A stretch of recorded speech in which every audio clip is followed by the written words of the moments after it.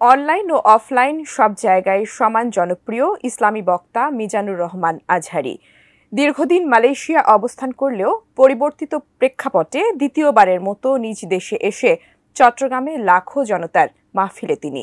তবে সেই মাহফিলে কি ঘটেছিল যার জন্য সবার কাছে ক্ষমা চেয়ে জরুরি বার্তা দিলেন আজহারী? মোহাম্মদ সোহাগ বিশ্বাসের রিপোর্ট।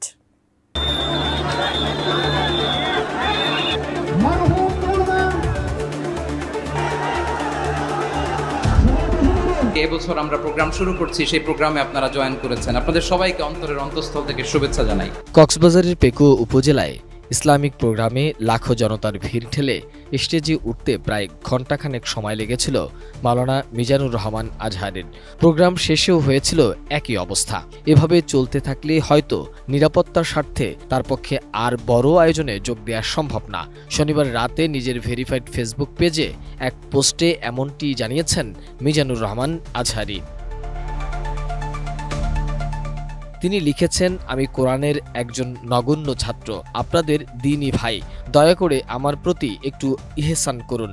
সবশেষ দেশে 2019 থেকে 2020 সালেও ক্রাউড সামলাতে গিয়ে একাধিকবার ইনজুরির শিকার হয়েছিলাম। এবারও একই রকম দুর্ঘটনার আশঙ্কা করছি। দয়া করে স্টেজে যাওয়ার পথে কিংবা ফেরার পথে মুসাফা করার জন্য বা ছবি তোলার জন্য ভিড় করবেন না। আলোচনা চলার সময় স্টেজের দুই পাশে দাঁড়িয়ে ধাক্কাধাক্কি ও বিশৃঙ্খলা সৃষ্টি করবেন না।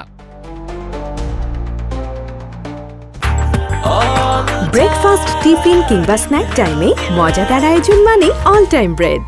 মিজানুর রহমান আজহারী আরও লেখেন, প্রতিটি প্রোগ্রামই মূল প্যান্ডেলের বাইরে আলাদা মাঠে একাধিক সুবিশাল এলইডি স্ক্রিন থাকে। আমাকে সরাসরি দেখতে না পেলেও এলইডিতে দেখার সুযোগ থাকছে। আইনশৃঙ্খলা বাহিনীর সঙ্গে অযথা ঝামেলায় জড়াবেন না। সেফ এন্ট্রি এবং সেফ এক্সিট নিশ্চিতকরণে আয়োজকদের সব দিক নির্দেশনা মেনে চলুন।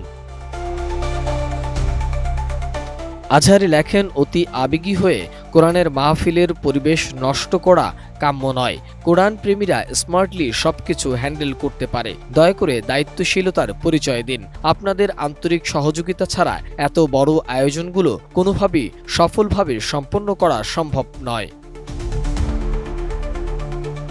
ক্ষমার অনুরোধ জানিয়ে তিনি লেখেন, আমি আল্লাহর জন্য আপনাদের ভালোবাসি এবং এটা বিশ্বাস করি নিশ্চয়ই আপনারাও আল্লাহর জন্যই আমাকে ভালোবাসেন। আপনাদের এই উষ্ণ ভালো লাগা আমি দূর থেকে ভীষণ অনুভব করি। কিন্তু আমরা সবাই যদি কাছে এসে মুসাফা করতে চাই, কথা বলতে চাই কিংবা ছবি সংরক্ষণ করতে চাই, তাহলে আল্লাহর জন্য ভালোবাসার এই দাবি পূরণ করা আমার জন্য কষ্টকর হয়ে যাবে। আমার এই সীমাবদ্ধতাকে ক্ষমাসুন্দর দৃষ্টিতে দেখার অনুরোধ জানাচ্ছি।